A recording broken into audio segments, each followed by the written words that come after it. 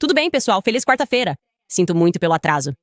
Verificando o chat agora, adorei que alguém tenha dito olá de Montenegro.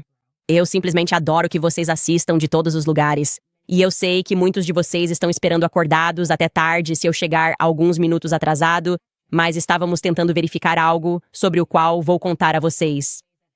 Enfim, vocês sabem, o ponto é que a cada dia eu desgosto um pouco mais das pessoas que nos governam. Mantenho minha posição de que ultimamente eu realmente preferiria que eles simplesmente dissessem abertamente que nos odeiam e que mandam em nós, e que realmente não há nada que possamos fazer a respeito. Isso me faria sentir melhor. Bem, hoje temos Ghislaine Maxwell, que, após se reunir com o nosso Departamento de Justiça, foi transferida para uma prisão que, na verdade, não é uma prisão, certo? Na verdade, não é uma prisão. É meio como sair de férias. É mais como um acampamento de verão para a elite. Então, vamos discutir isso e avaliar se acreditamos ou não no Trump quando ele diz que não fazia ideia de que ela iria para lá. Além disso, sentei com Piers Morgan para discutir a série Becoming Bridget. Esse homem me deve dinheiro, mas agora ele aumentou a aposta. Ele está dizendo 300 mil porque ainda acredita que Brigitte Macron é uma mulher. Vamos falar sobre tudo isso agora mesmo no Candace.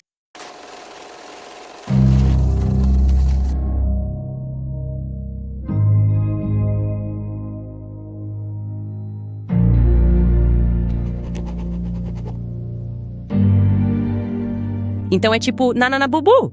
A gente não pode tocá-los, certo? A gente não pode tocá-los. Eles são a elite e o buraco do coelho da Ghislaine Maxwell só fica mais e mais insano porque eu estou dizendo, eles estão rindo da nossa cara. Eles querem que a gente saiba. Então, antes de tudo, você não vai acreditar, mas eu recebi outra carta judicial. Recebi mesmo. Recebi porque essa é a minha vida. Eu nem preciso mais divulgar isso. Mas essa carta judicial foi um pouco estranha porque era sobre o Jeffrey Epstein. E esse homem está morto. Morto como uma porta. Como sabemos que ele está morto como uma porta? Bem, porque temos aquelas duas fotos dele de forma suspeita. Aquelas duas fotos tiradas pelo fotógrafo contratado do New York Post, que por acaso estava lá, recebeu a ligação, William Farrington. A gente fez um episódio inteiro sobre isso. Um conjunto de circunstâncias muito estranhas envolvendo a manhã em que Jeffrey Epstein se matou, certo? Sinceramente, a semana inteira foi muito estranha. O New York Post teve, de fato, a melhor semana de todas. Não só o William Farrington estava no lugar certo, na hora certa, com o ângulo certo dessa foto de Jeffrey Epstein.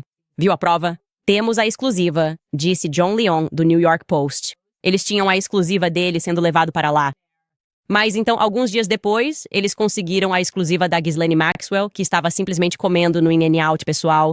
Lembram? Ela estava só comendo no In-N-Out como uma pessoa normal. Mas aí descobriu-se que o New York Post mentiu completamente pra gente sobre tudo. Eles supostamente photoshoparam um pôster estranho, que as pessoas que eram donas daquele ponto de ônibus disseram que nunca exibiram esse pôster de filme, que é uma pequena referência à pedofilia. E ela está lendo um livro da CIA, e na verdade essas fotos vieram do advogado dela. O New York Post estava encobrindo os rastros da Ghislaine Maxwell para que as pessoas parassem de procurá-la. Enfim, estávamos comentando que, vejam, o New York Post está meio que parecendo uma operação do Mossad. Sempre foi mais ou menos essa a situação. E eles nunca realmente tiveram que responder por isso. Por essas fotos fraudulentas que tentaram apresentar ao público como sendo totalmente legítimas. Essas fotos vieram dos advogados da Ghislaine Maxwell. E então, no início daquela semana, apareceu esse tal de William Farrington, que nunca quis dar uma entrevista sobre como ele sabia que deveria estar lá. E tivemos dificuldade para localizar o William Farrington. Isso também nos pareceu estranho. Bem, de qualquer forma, William Farrington agora entrou em contato conosco por meio de uma carta legal, porque estávamos revisitando aquelas duas fotos estranhas que existiam. E compartilhamos a foto dele durante esse processo em nossa rede social. E acontece que aquelas duas fotos do Jeffrey Epstein sendo levado para o New York Presbyterian Hospital. Bem, acontece que ele registrou os direitos autorais dessas fotos. Então, na verdade, você não tem permissão para compartilhar essas fotos, mesmo que tenham sido as mais fotografadas e compartilhadas do mundo, porque talvez tenham sido a maior história de 2019. Jeffrey Epstein se matou. Bem, ele já tem uma cópia. Escreveu essas fotos e ficamos realmente felizes com isso, porque estou feliz em remover essas postagens nas redes sociais, William Farrington. Mas também nos permitiu saber onde William Farrington viveu. Sabe, nós não somos heterodoxos. mas conseguimos localizá-lo em Flatbush, Brooklyn, e realmente estimar o quão absolutamente improvável seria que ele tivesse saído de Flatbush, Brooklyn, até o Hospital New York Presbyterian naquele intervalo de tempo. Quero dizer, alguém teria que tê-lo chamado na prisão naquela manhã e dito algo como: "Ei, Jeffrey Epstein acabou de se matar, venha rápido, ele vai entrar por essa porta, chegue aqui o mais rápido possível." Acho improvável. Sinto que todos nós estamos meio que sendo enganados sobre o Epstein. Eu nem acredito de verdade que o Epstein está morto. A gente não está recebendo nenhuma resposta, certo? Não estamos recebendo nenhuma resposta sobre aquela mancha laranja, a misteriosa mancha laranja, ou os 3 minutos de filmagem que sumiram. E como eu disse, alguns dias depois, o New York Post acaba sendo pego em um escândalo totalmente fraudulento de fotos. Então não ajuda que o fotojornalista deles, o fotojornalista contratado, estivesse no lugar certo na hora certa. Mas de qualquer forma, vamos discutir mais. Ghislaine Maxwell, certo? Porque a história fica ainda mais estranha depois disso. Só para relembrar, Ghislaine Maxwell foi presa quase 1 ano depois da prisão de Jeffrey Epstein. Ela foi presa em 2 de julho de 2020. E então, enquanto as pessoas discutem sobre ela e se perguntam como será o caso dela, você sabe, Jeffrey Epstein está morto. Bem, alguém tem que pagar por isso. As pessoas colocam muita pressão. Queremos ter certeza de que alguém pague por isso. Parece que Jeffrey Epstein escapou de alguma forma. E de fato, parecia que o nosso Departamento de Justiça cumpriu com isso quando foi determinado em 28 de junho de 2022 que Maxwell passaria os próximos 20 anos de sua vida na prisão. E nós pudemos ouvir Ghislaine Maxwell em 2020. Vocês se lembram disso? Ela concedeu uma entrevista exclusiva mundial. E nessa entrevista, o tom era meio que você deveria sentir pena de Ghislaine Maxwell, certo? Jeffrey Epstein está morto, Ghislaine Maxwell está apodrecendo na prisão. E na verdade, o que Ghislaine Maxwell fez de errado? Será que estamos apenas pegando no pé da Ghislaine Maxwell aqui? E também deixaram claro que ela estava vivendo em circunstâncias terríveis na prisão, simplesmente terríveis, para uma mulher que já jantou com a alta sociedade e é filha de Robert Maxwell. E agora ela está vivendo, realmente enfrentando dificuldades na prisão. Ouça só um trecho dessa entrevista. Você acha que cometeu algum erro ou foi apenas muito azar? Se você pudesse voltar, olhando para trás, onde acha que deveria ter feito algo diferente? Conhecer Epstein foi o maior erro da minha vida. E, obviamente, se eu pudesse voltar hoje, evitaria conhecê-lo. E eu diria que esse foi o maior erro que já cometi. E eu faria escolhas diferentes sobre onde eu trabalharia, obviamente. Você se considera uma vítima de Epstein? Estou bem. Eu particularmente não gosto da palavra vítima. Acho que é uma palavra que deve ser usada com muita parcimônia e cautela, porque, você sabe, hoje em dia, na sociedade atual, todo mundo se considera vítima de alguma coisa, vítima da terrível pandemia, vítima da crescente inflação. Já ouvi a palavra vítima sendo usada para descrever uma vasta gama de situações e coisas, mas, sinceramente, não gosto nem um pouco dessa palavra, não a considero apropriada. Sabe, você reflete sobre isso. E dado tudo o que já aprendemos só de entrar nessa história do Epstein, você percebe que aquela entrevista foi feita para limpar a imagem de William Maxwell. Como eu disse, para apresentá-la, ela não vai se chamar de vítima, mas vocês não ficam meio com pena? Epstein se foi e ela está na prisão, apodrecendo lá. E o que ela realmente fez? E ela se arrepende de ter conhecido ele. Mas, refletindo sobre isso, eles meio que mentiram sobre como ela o conheceu. Agora que sabemos que foi o pai dela que o trouxe para o tráfico de armas e que isso era, na verdade, uma operação da Mossad, você olha para trás e pensa, ok, tudo o que a Ghislaine já nos contou sobre o relacionamento dela com Jeffrey Epstein é estranho. Mas por quê? Quem gostaria de limpar a imagem dessa pessoa? Quem gostaria de limpar a imagem de Ghislaine Maxwell de qualquer forma? Isso me leva à pessoa que conduziu a entrevista. Esta é uma mulher chamada Daphne Barak. Agora, ela não está mais em meus pensamentos há muito tempo. Na verdade, recebi uma dica. Alguém disse, Candace, alguém que estava por perto, para RFK Jr., quer lhe dar uma dica de que ele está, de fato, sendo gerenciado por alguém.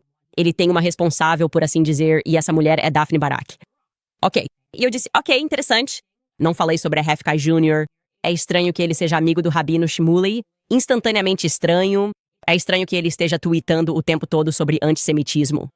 Como se tivéssemos enviado vocês para limpar as vacinas, não para nos dizer que o novo vírus que está circulando é o antissemitismo. Tudo isso é estranho. e parece que ele está sendo controlado. Mas essa pessoa que eu diria que saberia estava dizendo que Daphne Barak é meio que a pessoa para se observar. E eu disse para mim mesmo, eu me lembro de ter conhecido essa mulher. Eu conheço essa mulher. Isso eu respondi. Eu conheço essa mulher. Na verdade, e eu fui olhar no meu telefone, eu pensei, já troquei mensagens de texto com essa mulher. Eu me lembro dela como sendo uma jornalista meio excêntrica. E você está me dizendo que ela está andando com o RFK Jr. E tipo, o que estamos querendo dizer com isso? Então eu tentei procurar, porque na época, como eu disse, eu só a conhecia. Na verdade, acho que a encontrei algumas vezes em Mar-a-Lago durante o primeiro mandato do Trump. De novo, eu a conheço apenas como jornalista. Eu pesquisei sobre o que a Daphne Barak já fez. Ela passou 6 meses com Amy Winehouse e sua família. Ela escreveu um livro sobre Amy Winehouse, com acesso exclusivo a ela e a sua família. Ok, isso é interessante. Eu presumo que alguém que escreveu livros como ela escreveu teria uma página na Wikipédia. Bem, ela pode realmente ser a primeira pessoa, e estou supondo aqui, nunca ouvi falar disso, que teve toda a sua página da Wikipédia apagada. Disseram que o motivo de terem apagado a página foi que simplesmente não havia fontes primárias suficientes. Então eu perguntei para a pessoa, tipo, sobrenome Barak, existe alguma chance de ela ser parente do Ehud Barak? Tipo, o ex-primeiro-ministro de Israel, porque isso seria, não, vamos lá, não pode ser isso. E não é que ele conseguiu encontrar um antigo, a internet simplesmente arquivou isso, que mostra que sim, Daphne Barak é parente, dizem, prima de Ehud Barak. Não posso dizer quem são os pais dela, mas posso dizer que ela é parente de Ehud Barak. Isso é um fato. Ok, isso é meio interessante. Sabe, conforme entramos nessa história de Epstein, especialmente porque Ehud Barak é a pessoa que foi pega várias vezes, ex-primeiro-ministro de Israel, entrando e saindo da casa de Jeffrey Epstein. Certo? Confira este artigo. Isto é do Times of Israel. Vou ler diretamente. Vou citar isso. Diz, abre aspas, o ex-primeiro-ministro Ehud Barak se encontrou com o falecido financista desonrado e abusador de crianças, Jeffrey Epstein, dezenas de vezes a partir de 2013, de acordo com um novo relatório divulgado na quarta-feira pelo The William Street Journal. Barak estava na lista de nomes judeus, incluindo o linguista pioneiro e ativista de esquerda Noam Chomsky, o antigo presidente do Barak College, Leon Botstein, e o cineasta Hood Allies, listados em um calendário privado recém-descoberto para Epstein. O William Street Journal relatou, na primeira parte de sua série investigativa sobre o doador judeu extremamente influente que usou sua generosidade para encobrir, quando investigadores, de acordo com o relatório de quarta-feira do William Street Journal sobre o conteúdo do calendário, Barak visitou Epstein cerca de 30 vezes entre 2013 e 2017 em suas propriedades na Flórida e em Nova York, incluindo uma ocasião em 2014 em que o ex-primeiro-ministro israelense voou com Epstein em sua aeronave particular de Palm Beach para Tampa, após o que Epstein seguiu para Nova York. Barak disse que sua esposa e um segurança israelense também estavam naquele voo. Ele afirmou que voou com Epstein em seus aviões particulares em outra ocasião, também acompanhado de sua esposa e seguranças. Segundo o relatório, Barak também se encontrou com Epstein mensalmente por quase um ano, começando em dezembro de 2015. Ok, não vamos ser teóricos da conspiração. Não precisamos ser teóricos da conspiração de forma alguma. Vamos apenas ser racionais. É isso que sempre tentamos fazer. Vamos apenas ser racionais aqui. Me dê um motivo. Alguém no chat. Faça isso fazer sentido? Tudo bem. Que o ex-primeiro-ministro de Israel, que naquela época, aliás, havia um escândalo enorme, na verdade foi por isso que ele não foi reeleito. Ele estava concorrendo contra Netanyahu. O ex-primeiro-ministro de Israel estaria se encontrando com um condenado pedófilo. Não vamos esquecer, ele fez o acordo e admitiu, sim, ok, é isso que eu faço. Talvez eu tenha traficado algumas pessoas menores de idade. Ele fez isso lá em 2007. Então, qual seria o motivo para, se você é um político e está concorrendo, não querer especialmente manter as mãos limpas, certo? Você deveria pensar, com certeza não vou ser pego em fotos. Com certeza eu não vou me encontrar com alguém que foi condenado por pedofilia. Isso seria loucura. Mas Ehud Barak fazia isso todo mês, aliás, em 2015. Sobre o que são essas reuniões? Você não está ocupado? Você não está ocupado? Você não tem que, sei lá, fazer coisas políticas importantes em Israel? O que você está fazendo aqui se encontrando com esse cara? Eu sugeriria, e olha, vou conferir direitinho, porque como eu disse, não precisamos ser teóricos da conspiração aqui, mas eu imagino Dado tudo o que sabemos sobre Jeffrey Epstein, seria razoável supor que essas poderiam ter sido reuniões de inteligência, porque ele controlava um esquema de chantagem. Claramente, e isso pode ser bem útil se você for um político. Estou apenas supondo aqui. Estou deduzindo. E ainda assim, aliás, estamos apenas contando isso para vocês hoje. E mesmo assim, Pam Bondi, nossa procuradora-geral dos Estados Unidos, diz que não consegue encontrar nenhuma evidência de que Jeffrey Epstein possa ter trabalhado em nome de outro estado, nem mesmo as fotos do ex-primeiro-ministro de Israel entrando e saindo. E o que é incrível, aliás, é que quando você aprofunda nessa história com Ehud Barak, porque então ele precisa explicar por que estava passando tanto tempo com Jeffrey Epstein. Ele diz, não, eu conheci Jeffrey Epstein através do ex-presidente de Israel. Há, de novo, nenhuma evidência, absolutamente nenhuma evidência de que Epstein estava trabalhando para outro estado. Ele só está convivendo com presidentes e primeiros ministros e eles estão voando até ele em Nova York. Eu não sei, pessoal, quando olho para esse quadro todo, tudo o que está acontecendo agora na América do começo ao fim, tudo isso só parece uma grande operação da Mossad. É pra gente imaginar que talvez Jeffrey Epstein realmente tenha se suicidado. E sim, por acidente, 3 minutos das imagens da prisão foram apagados justamente antes desse momento em que ele se matou. E sim, o New York Post estava meio envolvido em umas fotografias suspeitas na semana em que ele se matou. E sim, a gente realmente não consegue explicar aquela mancha laranja que aparece na tela. Meio que faz parecer que alguém realmente entrou na cela dele antes do suposto suicídio. Eu não sei, pessoal. Ou somos uma nação totalmente ocupada, ou nossos políticos foram completamente tornados impotentes em relação ao Estado de Israel porque todos foram chantageados de alguma forma. E Jeffrey Epstein é, na verdade, a peça central de tudo isso. É por isso que eles estão protegendo tanto a história. E quem está protegendo isso agora? Trunfo. Obviamente Trump é... Nem finja surpresa quando ele perdoar Ghislaine Maxwell. Seria tolice sua e tolice minha pensar que ele não vai perdoar Ghislaine Maxwell. Ok, Trump está implicado por sua pura mentira agora mesmo, neste momento. Ele está sendo muito enganador. É incrível. E parece que só está piorando, porque agora eles continuam fingindo que estão tentando chegar ao fundo de tudo. Mas eles, na verdade, não chegam ao fundo de nada. Na verdade, eles parecem apenas estar encobrindo as coisas. Eles estão tomando atitudes que só revelam um encobrimento ainda maior. Por exemplo, lembra dessa história toda? Nós vamos ser os primeiros a realmente entrevistar Ghislaine Maxwell. Eu sei que perdemos a bola. Agora estamos dizendo que não há lista. Mas ei, sabe de uma coisa? Para mostrar uma medida real aqui, vamos entrevistar Ghislaine Maxwell na prisão, ok? Este é o tweet de Pam Bondi sobre esse assunto. Ela tweetou isso em 22 de julho, uma declaração do procurador-geral, o procurador-geral adjunto Todd Blanche. Diz o seguinte: este Departamento de Justiça não foge de verdades desconfortáveis nem da responsabilidade de buscar justiça onde quer que os fatos levem. A declaração conjunta do DOJ e do FBI em 6 de julho continua tão precisa hoje quanto era quando foi escrita, ou seja, que na recente revisão minuciosa dos arquivos mantidos pelo FBI no caso Epstein, nenhuma evidência foi encontrada que pudesse fundamentar uma investigação contra terceiros não acusados. Isso me impressiona. O presidente Trump nos disse para divulgar todas as evidências críveis. Se Ghislaine Maxwell tiver informações sobre qualquer pessoa que tenha cometido crimes contra vítimas, o FBI e o DOJ ouvirão o que ela tem a dizer. Portanto, sob orientação da procuradora-geral Bondi, entrei em contato com o advogado da senhora Maxwell para determinar se ela estaria disposta a conversar com os promotores do Departamento de Justiça. Espero me reunir com a senhora Maxwell nos próximos dias. Até agora, nenhuma administração em nome do departamento havia perguntado sobre a disposição dela em se reunir com o governo. Isso muda agora? Obrigado, Todd Blanche.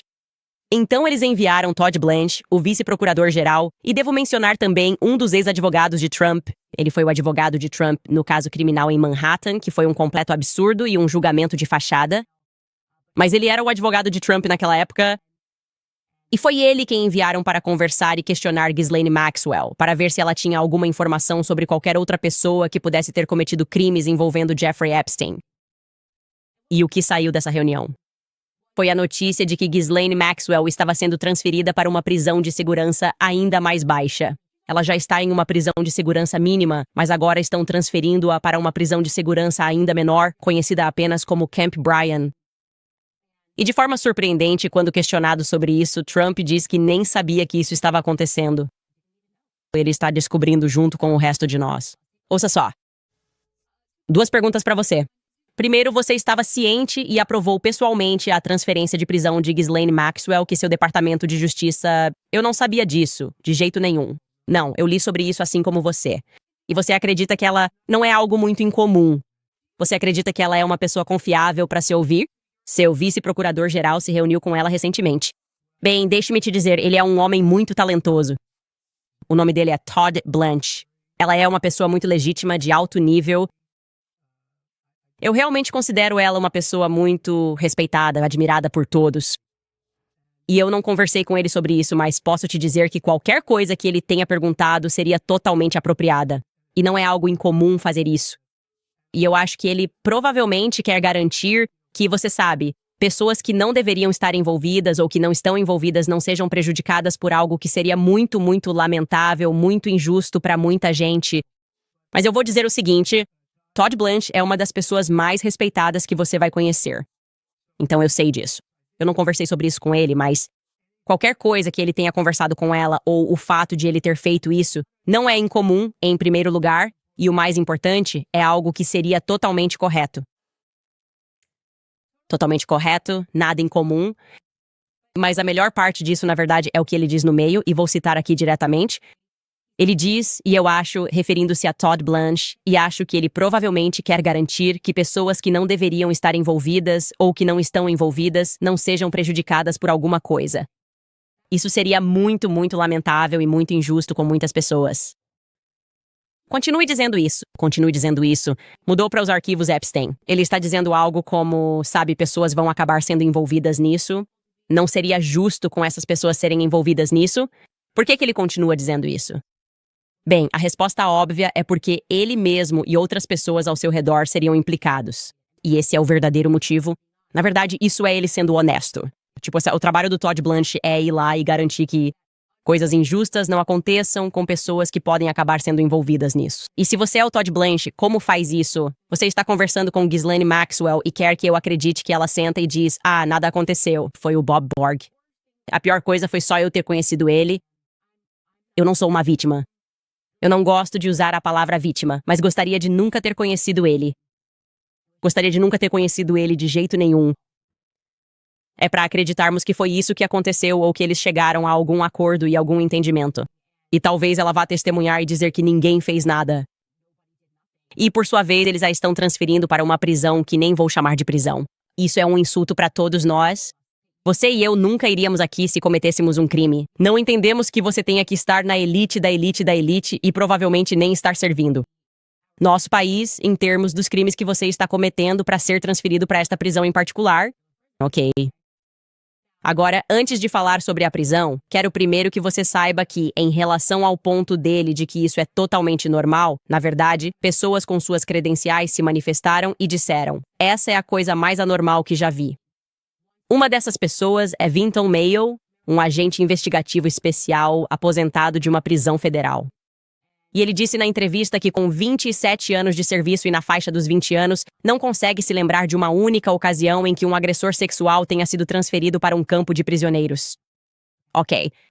Você quer dizer que colocar Maxwell lá significava que seria mais fácil para ela escapar ou para alguém de fora atacá-la no terreno do acampamento? Ok, então meu Deus, aconteceu um suicídio, não tínhamos ideia. Ou ela simplesmente pode ir embora. E ele disse, abre aspas, a lógica para mim simplesmente não existe. Não faz sentido. Não passa no teste do cheiro. Da mesma forma, um cara chamado Robert Hood, que é ex-chefe do sistema prisional, veio a público e ecoou esse sentimento. Ele disse em um e-mail que a transferência de Maxwell para o campo Ryan é, entre aspas, uma aberração da justiça. Ele disse, abre aspas, realocar um agressor sexual cumprindo 20 anos para um ambiente de clube de campo é ofensivo para as vítimas e para outros que cumprem penas por crimes semelhantes. Certo, agora. Deixe-me falar um pouco sobre esse campo, porque talvez você não acredite nele quando ele diz que é um clube de campo, mas acho que uma imagem pode valer mais que 1000 palavras nesse caso. Outra pessoa que também está nesse campo, o que considero extremamente suspeito, é Elizabeth Holmes. Agora, você talvez se lembre do nome Elizabeth Holmes, porque Elizabeth Holmes foi simplesmente uma fraude, certo? Ela fundou aquela empresa, a Theranos. Eles alegavam que tinham criado uma tecnologia que nunca tinha existido antes, que poderia pegar apenas uma gota do seu sangue e te contar tudo o que você quisesse saber sobre a sua vida. Simplesmente tudo. É isso. Ela criou essa tecnologia e então tudo desmoronou. Ela pegou todo esse dinheiro, quanto era mesmo o valor? Tipo, $500 milhão, todo esse dinheiro vindo de investidores.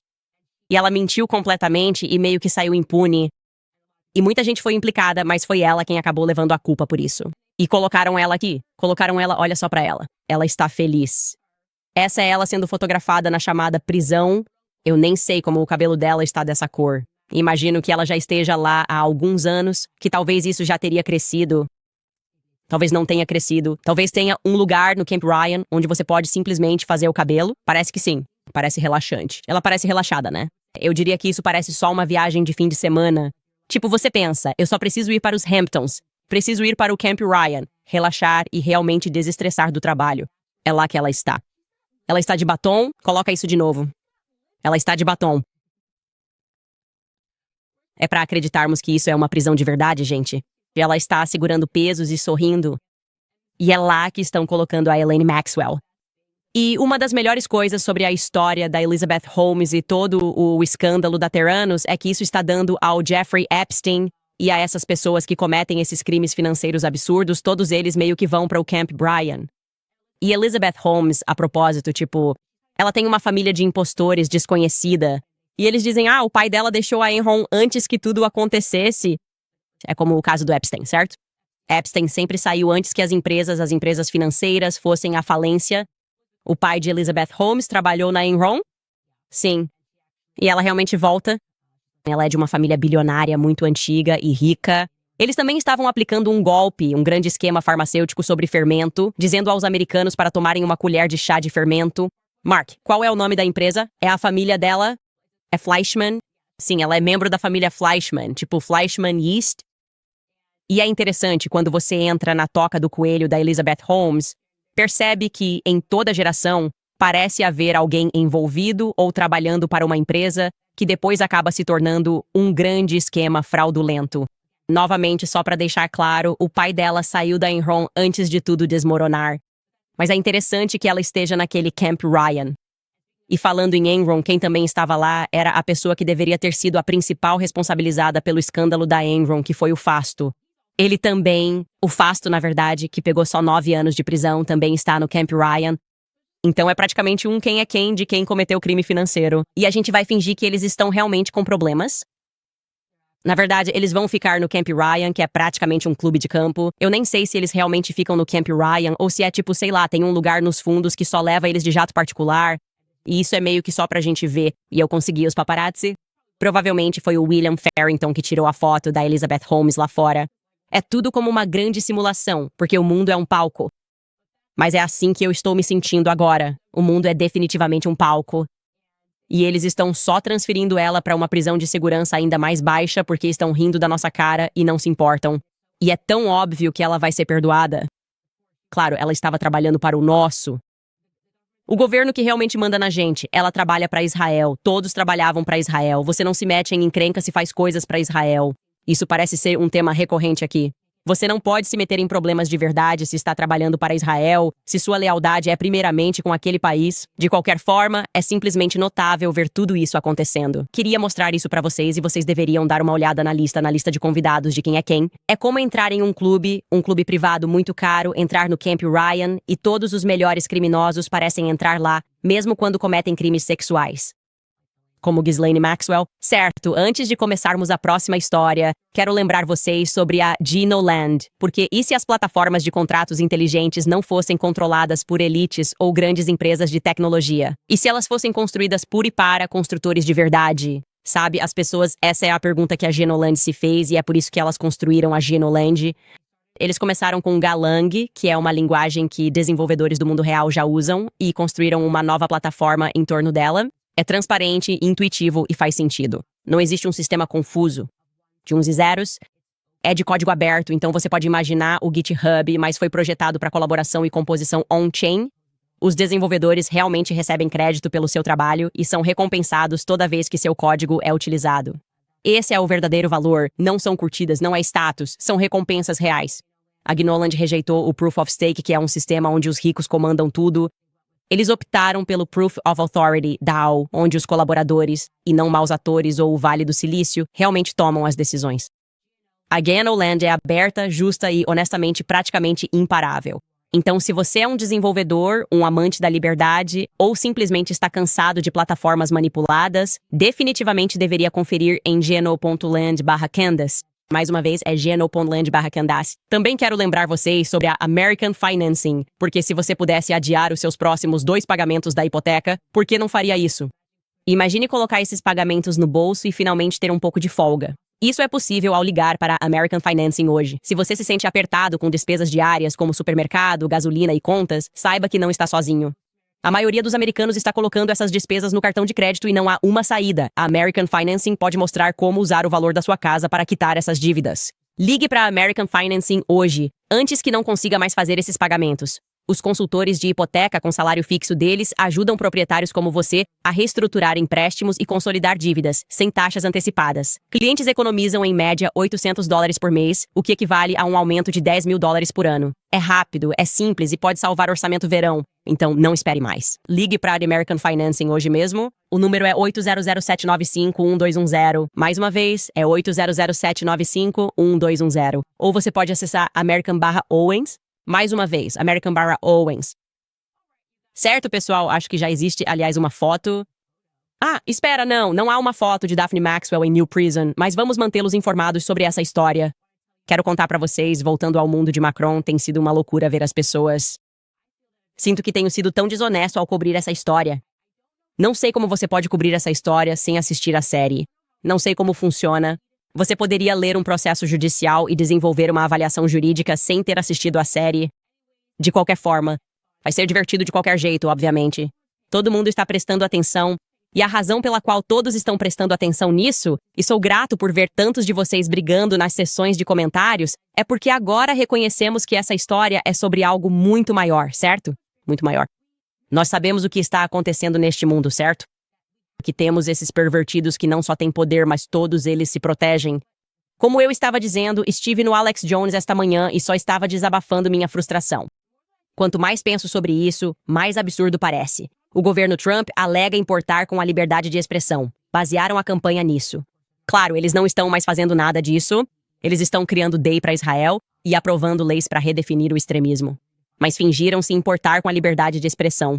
E você tinha o JD Candace, que foi até a Europa e fez um discurso inteiro, TSK, para todos vocês, líderes europeus que não estão mais ouvindo o que seus eleitores querem e, em vez disso, estão punindo-os por sua fala. Se a maioria dos seus eleitores pensa algo, você não pode criar leis e puni-los. Tipo, certo? Essa foi a essência do seu discurso. Como se os mercados tivessem decidido o que querem e agora vocês estivessem punindo essas pessoas. Isso é loucura. Ele disse que a América será uma líder. Nós não acreditamos nisso, não apoiaremos isso. Então você tem um líder europeu literal que está basicamente dizendo foda-se para a Constituição americana. Certo. Emmanuel Macron e Brigitte estão dizendo, sabe de uma coisa? Não gostamos desse podcaster na América. E vamos entrar com uma ação judicial nunca antes iniciada, uma ação judicial sem precedentes para empobrecê-la por falar. E tanto JD, Candace e Trump não emitiram nenhuma declaração. Na verdade, onde estão os jornalistas pedindo que eles façam uma declaração? Ok. Um líder estadual está falando sobre seu eleitorado e iniciando uma ação judicial e dizendo que eles vão empobrecê-lo por executar a primeira emenda. Certo. Onde você está? Se você é Trump. A primeira coisa que você deveria ter feito se você se preocupasse com a América e nossa Constituição, já que você deveria ser a pessoa que a defende dia após dia, seria sair e dizer, eu nem sei se acredito que ela é um homem ou uma mulher. Não importa, certo? Eu não assisti a série, pra ser justo. Ele não assistiu a série? Ele poderia até dizer, como me disse ao telefone, que olhou bem de perto para ela na Torre Eiffel e para ele parecia uma mulher. Ok, você pode dizer todas essas coisas, mas deveria dizer que isso é inaceitável. Eu sou um líder deste país e é inaceitável que esse líder ameace a primeira emenda de qualquer forma. Não precisamos da Pam Bondi correndo para emitir uma declaração sobre um universitário que foi empurrado por um estudante por usar uma camisa da IDF, certo? Não precisamos que o governo federal se envolva em algo tão insignificante. Mas talvez precisemos do nosso governo federal quando se trata disso, certo? O trabalho do governo federal é nos defender contra invasores estrangeiros. E eu diria, basicamente, Emmanuel Macron, neste momento, ela está sendo um invasor estrangeiro. Mas não, eles estão em silêncio. Eles estão em silêncio. E esse silêncio está bem alto agora. Se eu me afasto da situação, é loucura que Trump tenha ficado em silêncio sobre esse assunto, especialmente depois que Emmanuel Macron veio pessoalmente tentar fazer Trump me calar. Ele sabe o que Emmanuel Macron está fazendo e o quão desesperado ele está para conseguir isso. Então, por que ele está permitindo esse ataque à nossa liberdade de expressão? É loucura. Enfim, é o Piers Morgan que me devia quase $150 mil americanos depois de fazer a primeira aposta sobre a acusação de difamação e basicamente está vindo para cima de mim com uma aposta tripla ou nada. E ele me chamou para o programa dele. Acho que foi ao ar ontem à noite e discutimos o caso da Brigitte Macron. E aqui está o Piers vindo falar comigo e decidindo que ainda acha que ela é uma mulher e querendo apostar de novo, dobrar ou triplicar a aposta. Ouça só. Da última vez que discutimos isso no Uncensored, eu apostei com você $150 mil que você estava errado e que ela é uma mulher. No X, quando discutimos isso mais a fundo, eu dobrei a aposta. Isso é para caridade, para $300 mil. Você ainda não aceitou isso. Então, agora, $300 mil para caridade. Eu digo que ela é uma mulher. Você está preparado para aceitar essa aposta? Eu estou 1000% preparado para aceitar essa aposta. Na verdade, eu não vi o seu tweet, senão teria aceitado ao vivo. Podemos aceitar totalmente isso, que eu acredito que Brigitte Macron é um homem e que eles não vão apresentar nenhuma evidência em contrário porque já teriam feito isso. Ok. Candace, eu agradeço por você ter vindo ao Uncensored. Eu acho que você está completamente errada, mas vamos ver. Acho que o grande mérito dessa ação é que vamos chegar ao fundo dessa história extraordinária. Muito obrigado mesmo por voltar ao programa. Eu vou voltar para pegar meu dinheiro, Piers. Vamos ver. Estou muito confiante. Em que vamos gastar esse dinheiro quando ele chegar? Porque, tirando uma corrupção total e completa dos tribunais, essa é uma situação sem vitória para os Macron. Então, teria que ser um tribunal incrivelmente corrupto, disposto a realmente estabelecer um precedente inacreditável de penalizar um americano por discurso contra líderes estrangeiros, o que talvez eles realmente estejam dispostos a fazer neste momento. Porque, como discuti com Alex Jones esta manhã, nunca vimos antes um incentivo tão grande para restringir nossa liberdade de expressão. Alex Jones estava mostrando trechos de líderes do Facebook, líderes sionistas do Facebook. Ele até mostrou um trecho que eu nunca tinha visto antes, que provavelmente eu deveria ter separado antes do programa, do Sacha Baron Cohen se levantando e falando sobre como precisamos prender pessoas.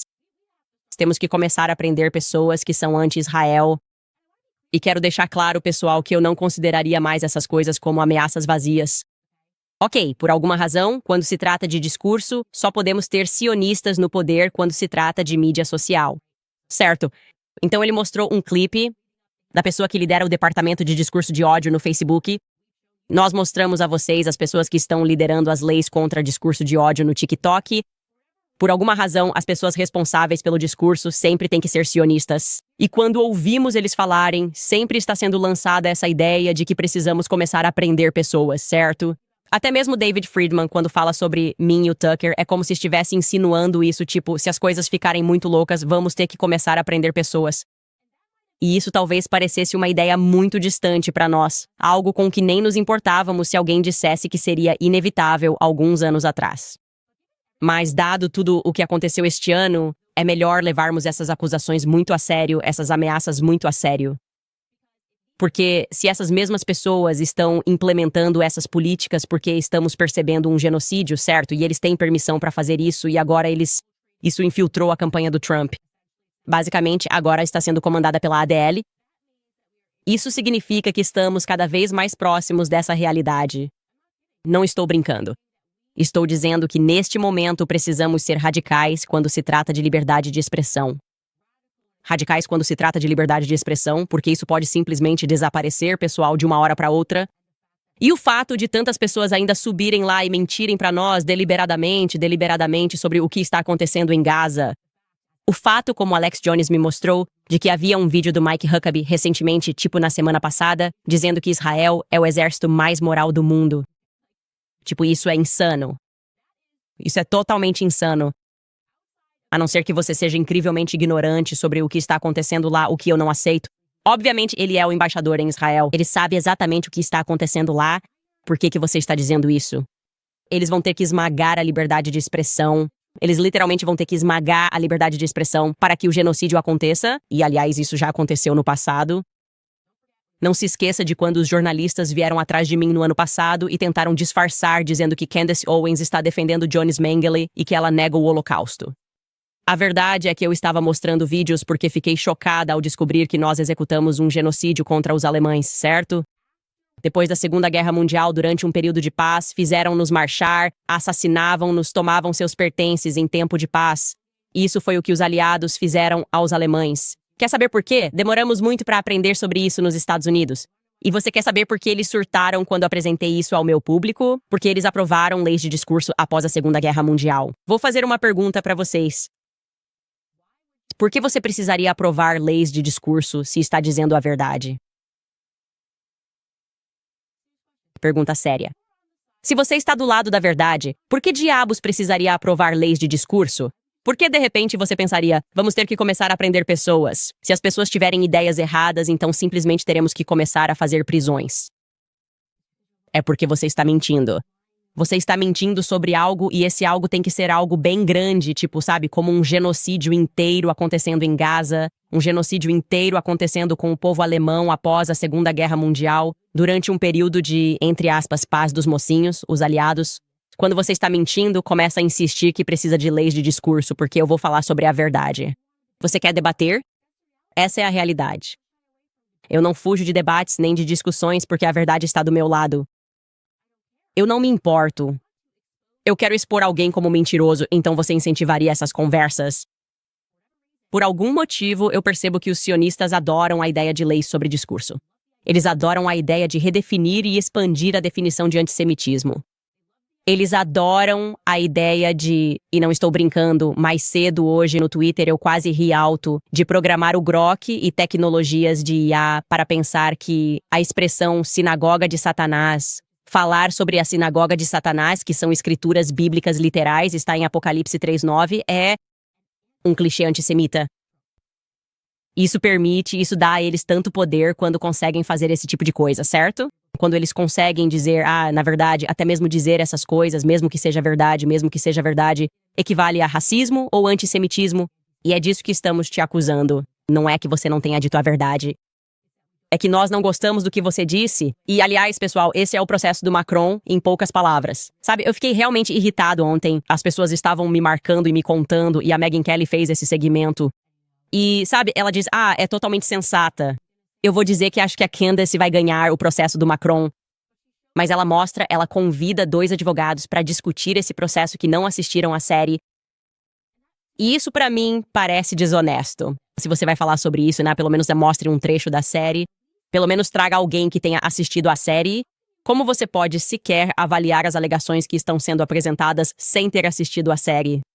Como você não sabe que isso é apenas, e é exatamente o que é, um processo no estilo Justice Bond movido por Blanche Lively, onde é uma jogada de relações públicas e você não faz ideia do que estão dizendo? Não há contexto para um processo judicial até que você realmente assista às imagens do que eu disse. Tem algo nisso que faz parecer que precisamos cobrar um padrão melhor das pessoas que têm plataformas. É seu trabalho tentar chegar ao fundo da verdade. Eu tento fazer o meu melhor. Honestamente, o motivo pelo qual atrasamos o episódio de hoje foi porque eu e minha equipe estávamos debatendo enquanto analisávamos os direitos autorais de William Farrington. Se ele era ou não um informante, ou se era realmente apenas um jornalista que chegou na hora certa. Estamos debatendo isso há 1 hora porque queremos ter certeza de que tudo o que apresentamos para vocês está realmente baseado na realidade. Quero dizer, o Mark estava tão fundo na toca do coelho. Ele falava comigo sobre a velocidade do clique da câmera. Não entendo nada de tecnologia. Eu não entendo nada de câmera, Mark. Eu fiquei tipo, o que você quer dizer com velocidade do clique da câmera? Quantas fotos ela poderia ter tirado de uma vez só? É esse o nosso comprometimento em tentar chegar ao fundo da verdade quando apresentamos algo aqui. E parece que todo o resto é meio preguiçoso. Eles realmente não se importam. Eles realmente não se importam se há um monte de pervertidos sexuais no poder, certo? Eu vou cobrir isso porque é uma grande história, mas tanto faz. Vou tentar apresentar como se câncer fosse a toca do coelho. Não é importante. Todos nós só precisamos fazer melhor. Esse é o ponto que estou tentando fazer aqui, porque estou ficando frustrado com pessoas que mantêm a aparência de estarem comprometidas com a verdade. Mas é tudo tão fácil de atacar. é fruta baixa. São coisas que não importam, sabe? Estamos esbarrando em corrupção real e maldade de verdade. E tão poucas pessoas têm coragem de discutir quais são as implicações disso. E as implicações são que, bem, Satanás herdou a terra, é a melhor forma que eu posso dizer. É sombrio e tão sinistro. E a única maneira de conseguirmos lançar luz sobre essas coisas é se tivermos coragem para isso. E é por isso que eu realmente agradeço a vocês do fundo do meu coração.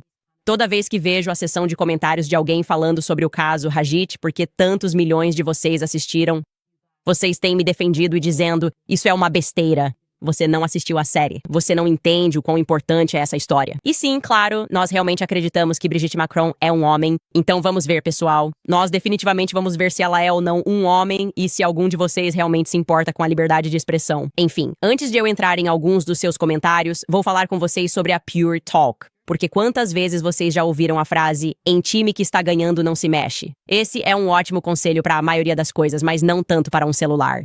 Com o tempo, bateria celular perde carga, processador não acompanha e ele já caiu o chão mais vezes que devia. Felizmente, graças a Pure Talk, seu celular é algo que você pode substituir. Mude para Pure Talk este mês, eles dão Samsung Galaxy A36 graça com plano qualificado $35. Isso significa apenas $35 por mês para chamadas, mensagens, dados e um Samsung grátis com Gorilla Glass e bateria o dia todo. Na rede 5G mais confiável dos experts Maiwa, dar suporte a empresas como a Pure Talk é vantajoso. Você ganha reduzindo sua conta de celular pela metade, contratando mais americanos e ajudando veteranos.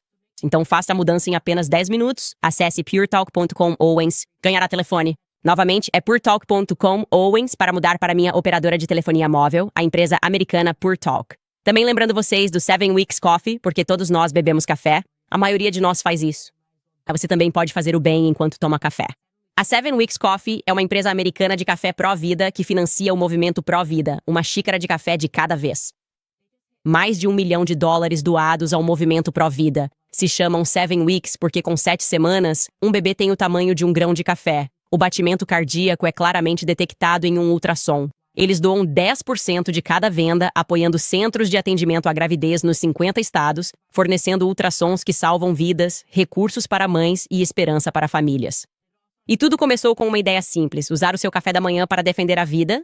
7 Weeks Coffee é mais do que um café de ótimo sabor. Ele não contém mofo, é livre de pesticidas, cultivado à sombra, de baixa acidez e orgânico. Atende a todos os requisitos. Acesse 7weekscoffee.com. Economizará 15% para sempre assinar. Receberá um brinde. Exclusivamente para meus ouvintes, usar o código CANES no checkout, ganhará 10% de desconto. Ou seja, são 25% de economia no seu primeiro pedido, além de um brinde. Lembre-se de que seu pedido ajudará diretamente a apoiar uma rede de mais de 1.000 organizações pró-vida em todos os Estados Unidos. Então acesse 7weekscoffee.com e use o código promocional Candace hoje mesmo. Certo, pessoal, o que está passando pela cabeça de vocês? Eu sei que temos abordado alguns temas bastante pesados. Aliás, começamos ontem a leitura de The Assault on Truth, a introdução desse livro. Se você não está no clube do livro, por favor, compre o livro. Você nunca vai entender o que está acontecendo até colocarmos isso no contexto da teologia. Claro, Sigmund Freud, o cara que está por aí tentando manipular crianças, que dizia que elas tinham sido abusadas sexualmente pelos próprios pais. Novamente, esse tema recorrente de incesto e pedofilia. Claro, ele estudou em Paris, e foi em Paris que ele teve essa grande ideia de que, na verdade, primeiro, Sigmund Freud veio a público e disse: eu analisei as evidências, e essas crianças estão realmente sendo abusadas pelos próprios pais, e elas não estão mentindo. E então, ele faz essa notável reviravolta de 180 graus, Sigmund Freud, e vai estudar em Paris, e volta com uma nova perspectiva, e sua perspectiva é: não, essas crianças são atraídas por seus pais. Sim. Paris, cara, um lugar especial. É um lugar muito especial por todos os motivos errados. E isso não quer dizer que estamos desconsiderando os parisienses e o povo francês. Eles são o maior público atrás de mim porque tiveram sua voz tirada. Eles estão assistindo a isso. Eles acreditam que Brigitte Macron é um homem e estão vendo o Palácio do Eliseu silenciar jornalistas, perseguir jornalistas por tentarem revelar a verdade. De novo, não importa se é verdade. O que importa é se eles querem que você diga a verdade. É assim que a situação se apresenta na Europa, e estou dizendo a vocês agora mesmo, estamos vendo essa primeira incursão nos Estados Unidos, onde eles estão tentando afetar a mesma coisa. De qualquer forma, deixe-me responder a alguns dos seus comentários. Vou fazer um desabafo porque sou muito apaixonado por isso. A Sé. E escreve, Candace, tenho uma pergunta sobre seu telefonema com Trump. O que Emmanuel Macron supostamente estava fazendo para acabar com a guerra? As únicas pessoas que podem acabar com isso são Trump, parando com as armas, Justin, retirando-se, ou Zelensky, concordando em entregar Donbass. Emmanuel Macron parece irrelevante. Então, o que Trump me disse era que ele precisava da assinatura de Emmanuel Macron em alguma coisa. Então, obviamente, seria a UE. A assinatura de Emmanuel Macron seria necessária se você estivesse fazendo algum acordo com a UE. Seria necessária a cooperação de Macron, e ele deixou bem claro que precisava da cooperação de Macron e que Macron, até então, havia cooperado com sua administração. Então, obviamente, Trump não me contou os detalhes do que era isso, mas foi isso que entendi na ligação telefônica. Sasha D. escreve, ouvindo você no Pierce, eu queria que você soubesse que mesmo que você esteja errado sobre Brigitte, o que não é o caso, seus fãs continuarão a amar e apoiar você. Sua carreira não terminará por isso. Sim, não estou nem um pouco. Nunca pensei nisso porque corri um risco enorme aqui, e nunca teria corrido esse risco se não achasse que as evidências eram esmagadoras. Quero dizer, que loucura! Como eu disse, eu estava do lado da racionalidade, só pensando, meu Deus, isso é tão insano. Claro que isso não pode ser verdade. E então, quando olhei para as evidências, elas são tão esmagadoras. E é ridículo que outros jornalistas não estejam se envolvendo nisso e contando essa história. É tão absurdo o nível de gaslighting que está acontecendo, esse gaslighting ao estilo Freud que está ocorrendo no mundo todo em relação a Brigitte Macron. É insano, para ser franco. Talvez essa não seja a palavra certa a usar. Toda vez que você usa uma palavra sobre isso, nunca parece ser a mais adequada. Peter disse ontem, você tem coragem, e depois disse que talvez não fosse a melhor terminologia a usar. Mas sinceramente, me parece insano que... É isso. Na verdade, é a maior história do mundo e ninguém quer tocar nela. E há uma razão para isso, porque os jornalistas da grande mídia reconhecem que os pervertidos estão no controle e você não pode mexer com essas pessoas. Esse é meu ponto de vista. De qualquer forma, Angela A. escreve, Candace, se as eleições acontecessem novamente, em quem você votaria? Eu não faria isso se você estivesse me dizendo que a disputa é entre Kamala Harris e Donald Trump. Eu ainda votaria em Trump. Certo. Porque eu não penso. Fosse Kamala ou Trump, isso faria diferença na opinião de Israel. Acredito que ambos os lados demonstraram que estão bastante comprometidos com Israel. Então, isso não teria mudado nada. E pelo menos em tópicos de comércio e outras áreas, acho que Trump coloca a América em primeiro lugar. É impossível colocar os Estados Unidos em primeiro lugar se você coloca Israel em primeiro lugar. Então sim, eu ainda votaria em Trump. Amante dos direitos à luz. Eu não quero conhecer um mundo sem a Candace, tenha cuidado. Candace, te amamos, isso é gentil. Eu agradeço a vocês, e eu faço isso por causa de vocês, por causa do apoio de vocês e, antes de tudo, por causa dos meus filhos. Como eu disse, se formos covardes, este será o mundo que nossos filhos vão herdar. E eles nos transformaram em covardes ao nos distrair, nos deixando confortáveis. É fácil ser covarde quando se está confortável. Você nem sabe o que é um dia de trabalho duro. As pessoas reclamam se tem que trabalhar 8 horas, 5 dias por semana, certo? A gente fica tipo, ai meu Deus, só acho que o fim de semana não é longo o suficiente. Enquanto isso, se você voltar 1 ou 2 gerações, seus avós trabalhavam com as próprias mãos. Meu avô, por exemplo, era meeiro. Com 5 anos já trabalhava nos campos colocando tabaco para secar na Carolina do Norte. E aí eu me pego pensando, nossa, que dia longo hoje. Tive que dar uma entrevista para a imprensa. E um podcast fica ainda mais ridículo quando querem que a gente seja conduzido para essa ideia de conforto, porque eles sabem que isso gera covardia. Isso simplesmente gera complacência e covardia. Ziana escreve. Ah, Skylar, só o Skylar sendo meu podcaster. Não se preocupe, Ziana, ainda vou chegar em você. Mas o Skylar colocou algo em amarelo, o que significa que precisa da minha atenção. E ele escreve da sala de controle. Trump acabou de chamar a situação do Epstein de farsa e besteira. Enquanto respondia perguntas no Salão Oval. Ok, Skylar, roda o vídeo. Senhor. Presidente, o vice-presidente Candace está organizando um encontro esta noite para discutir como responder à situação do Epstein. Ele está trabalhando em quê? Ele está organizando algum tipo de reunião com os principais conselheiros esta noite para discutir como responder à situação do Epstein. Eu não sei. Eu poderia te fazer essa pergunta. Eu não estou sabendo disso, mas acho que está aqui o homem, certo? Eu vi uma reportagem hoje e é completamente notícia falsa. Não estamos nos reunindo para falar sobre a situação do Epstein. E acho que o repórter que noticiou isso precisa de fontes melhores. Tudo isso é uma farsa. Isso foi inventado pelos democratas porque tivemos os 6 meses mais bem-sucedidos da história do nosso país. E isso é só uma forma de tentar desviar aqui a atenção pra algo que é pura besteira. Ok, eu só quero saber qual parte especificamente é pura besteira. Qual parte especificamente? Ele está dizendo que não estava chantageando pessoas e que o ex-agente do Mossad, Ari Ben Menashe, estava mentindo sobre isso. Ele está dizendo que é besteira sugerir que ele estava trabalhando para o Mossad. Ele está dizendo que é besteira sugerir que ele foi considerado culpado e conseguiu um acordo vantajoso por algum motivo desconhecido.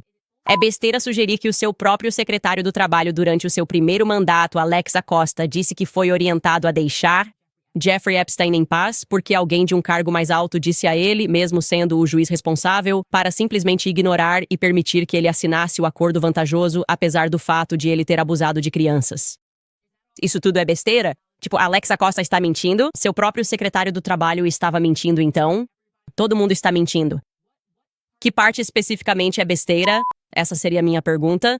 Acho que é uma pergunta justa, certo? Ziana K. Escreve: acho que a grande campanha de Israel inclui a América. É tornar a América grande novamente, certo? A elite parece realmente entediada e seu entretenimento tem um custo para nós. É interessante. Então, a ideia de que Israel não está apenas expandindo suas fronteiras literalmente para a Síria, o que eles já fizeram. Quero dizer, é tudo o que eles estão fazendo agora. Eu disse isso no programa do Alex Jones mais cedo. Tipo, mesmo que você estivesse falando só sobre Gaza, eles estão envolvidos em todo lugar. Eles têm influência em todo lugar onde cristãos estão morrendo. É tão engraçado quando eles dizem: você não quer falar sobre a Síria. É tipo, não, nós já falamos sobre o que está acontecendo na Síria. Já dissemos, eu disse, se o Mossad cair, cristãos vão morrer. E os neoconservadores riram dessa afirmação. Eles aplaudiram quando o Mossad caiu. E eles aplaudiram porque são a Operação Mockingbird para os objetivos de Netanyahu de expandir as fronteiras de Israel. Para executar a queda do Mossad, Israel, de fato, você pode verificar isso na mídia israelense, financiou a Al-Nusrat, ligada à Al-Qaeda. Eles financiaram os terroristas islâmicos. Eu preciso te dizer uma coisa. Para ser um terrorista islâmico, você com certeza tem que ser um sionista. Assim como toda vez que surge o islamismo radical, eles parecem estar ajudando Israel, até mesmo quando as torres caíram, certo? Islamismo radical. Aí você tem o Bibi Netanyahu, isso foi bom. Isso foi bom para Israel. Acontece que o islamismo radical é tão bom para Israel. E apesar da proximidade com Israel, por alguma razão, eles não estão indo atrás de cristãos. E não podemos esquecer que Israel está financiando armas para o Azerbaijão assassinar armênios. Certo. Ninguém se importa com isso. Ninguém se importa. Eles dizem, damos dinheiro a Israel e então Israel dá armas ao Azerbaijão para perseguir os cristãos armênios. Sim.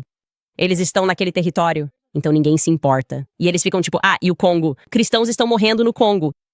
Alguém já ouviu falar de Dan Gertler? Você pode procurar Dan Gertler para nós? George, é impressionante. O que é Israel, tipo, o número 1? Eles estão no epicentro do comércio de diamantes, o que é incrível, porque, tipo, diamantes, da última vez que verifiquei, não se extrai diamantes em Israel. Como eles conseguiram isso? Como eles fizeram isso? Você pode procurar por Dan Gertler. Essa é uma pessoa legal para admirar. Quer dizer, nem se esqueça que eles desmascararam um cara que estava no Congo. Eu deveria ter essa história pronta, mas você consegue puxá-lo para cima, Skylar? Sim, Dan Gertler. Mas havia um cara que estava fingindo e foi no Congo, e eu vou contar isso para vocês amanhã e ser mais específico sobre isso, mas havia um cara que estava mascarado e assassinando pessoas, e eles o pegaram, desmascararam ele, e na verdade ele era israelense, e acho que era pra acreditarmos, não sei, que ele era tipo um radical islâmico, mas na verdade ele era israelense. Você já tem o Dan Gertler aí? Sim, aqui está. Bilionário sob sanções pode conseguir 300 milhões em um polêmico acordo entre Estados Unidos e Congo. Se você tem interesse no que está acontecendo no Congo, eu provavelmente começaria com Dan Gertler. Sim, esse seria um bom começo. Mas, de novo, meu Deus, eles estão em todo lugar. Por algum motivo, quando você investiga essas situações, eles dizem que perceber isso é errado e que é antissemita notar que Israel sempre está, de alguma forma, envolvido nesses lugares aleatórios. Mas por que não é outra pessoa? Por que não estamos desmascarando um cara? Por que, em vez de Dan Gertler, não é outra pessoa envolvida ali? Por que não é, tipo, só uma pessoa aleatória do, sei lá, Canadá? Por algum motivo, é sempre Israel. É simplesmente, é sempre Israel. E é tão tolo da nossa parte não admitir isso.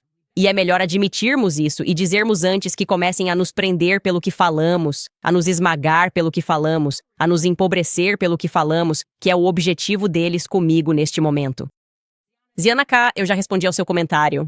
BM escreve: Candace, você já considerou a possibilidade de provas serem falsificadas para ganhar o caso? Isso não seria surpreendente. Como você planeja combater isso? Olha, tudo o que posso fazer é rezar, certo? Não podemos combater a corrupção dos tribunais, nós entendemos isso. Tudo o que cobrimos neste programa, temos falado sobre a corrupção dos tribunais. Mesmo quando você é alguém que dedica toda a sua vida, como Harvey Weinstein fez com a ADL, você pode ser derrubado de uma hora para outra. Ainda estou curioso para saber com quem Harvey Weinstein se desentendeu, porque com certeza foi alguém. Ele era o tipo de cara que andava com pessoas poderosas. Ele era o tipo de cara, alguém me contou uma história, eu sentei com Harvey Weinstein e Harvey Weinstein comeu do prato da pessoa. Você consegue imaginar sentar com esse cara?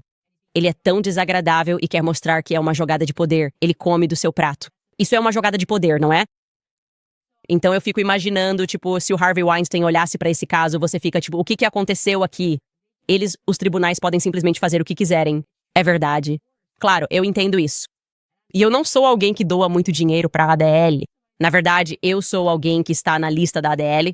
E estou falando das coisas que a ADL encobriu, das coisas sobre as quais eles mentiram, da história de origem deles, que é uma história sobre gangsters na América, que queriam fingir que estavam criando a Liga Antidifamação, porque a teoria deles é: você acusa os outros exatamente daquilo que você está fazendo.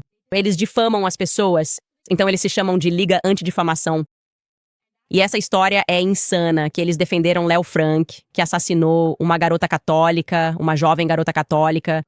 É tão absurdo que foi assim que eles começaram toda a organização deles, e eles ainda estão tentando limpar a imagem de Léo Frank e fingindo que foi uma questão como se fosse só, o antissemitismo é um cara muito poderoso, Léo Frank. Antissemitismo não foi o que aconteceu. Ele matou alguém. E o nome dessa pessoa é Mark Fagan. Ele matou o jovem Mark Fagan e era um sujeito nojento, seria um cara repulsivo. Então, sim, eu digo essas coisas para contar a verdade. E, obviamente, eu acabei virando alvo, mas a única forma de combater isso é através da oração. E também penso em publicidade, como eu mostrando para todo mundo o que está acontecendo. O mundo inteiro está, felizmente, prestando atenção nesse caso. E por isso vou discutir cada elemento disso. Não tenho medo da possibilidade de ser deposto. Não tenho medo da investigação porque não há nada a esconder. Quero dizer, a investigação vai mostrar que entrei nesse caso. Nem foi por causa do Xavier Mossad, mas porque eu estava lendo um artigo certa noite. Eles poderiam chamar o PBD, Patrick Bet-David, Vinton O'Shana, a noite no UFC, a noite em que eu realmente entrei nessa história por causa do Daily Daily. E isso apenas mostraria isso. Eu entrei nisso de forma totalmente orgânica, não sou financiado por ninguém, e sou apaixonado por esse caso porque é simplesmente assustador pensar que um estado inteiro pode conspirar com a mídia para esconder algo tão grande assim, certo? É totalmente insano, e alguém precisa ter coragem para trazer esses casos à tona. Enfim, pessoal, por último temos Lamp007. Eles escrevem: Candace, você está certa em temer pessoas que tentam adicionar tecnologia ao seu corpo. A melhor maneira de fazer as pessoas aceitarem a marca da besta é disfarçá-la como binário ou como um código. E então você facilita o uso para compras. É sem chance. Eu estou totalmente fora desse trem da IA. Eu estou fora dessa ideia de tecnologia entrando no seu corpo. Nem acredito na história do Elon Musk, como eu disse, acredito nessa coisa do toque de Midas. Eles têm essas pessoas, todos são agentes do Estado. Eles trabalham para o exército de uma forma ou de outra. E, eles fingem que essas pessoas são gênios e que fundaram essa empresa de tecnologia na garagem deles. Eles estão sempre na garagem, né? Eu estava só na minha garagem mexendo em coisas e, de repente, boom, Google, eu estava apenas brincando na minha garagem e no YouTube. E então você olha para as famílias dessas pessoas e elas sempre tiveram poder. Mais uma vez, Elizabeth Terranos. Sim, eu estava apenas brincando e não sei. Eu entrei nisso. Abandonei Stanford. E sim, eu era um gênio, mas também tinha uma das famílias mais ricas de todos os tempos. É como se o mundo fosse um palco e essas pessoas fossem atores e recebessem coisas.